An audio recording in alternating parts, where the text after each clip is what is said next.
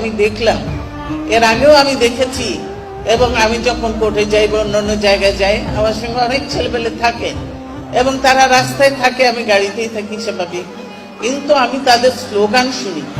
আমি বলি যে এই কত কয়েক বছর ধরে এই হাসিনা আসার পর থেকে, এর আগে কিন্তু এরশাদ যখন ছিল তখনও এরকম আমি স্লোগান শুনি নাই।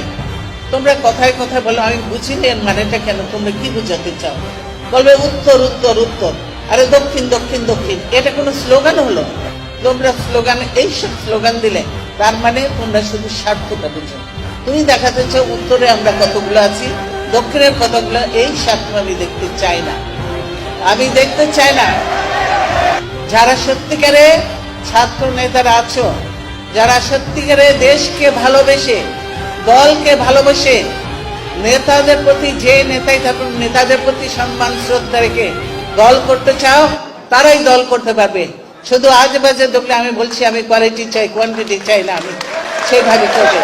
ভালো ভালো যারা সত্যিকারে এরকমই, তারা দল করো, তারা বড় বড় পদে যাবে আস্তে আস্তে সবাই।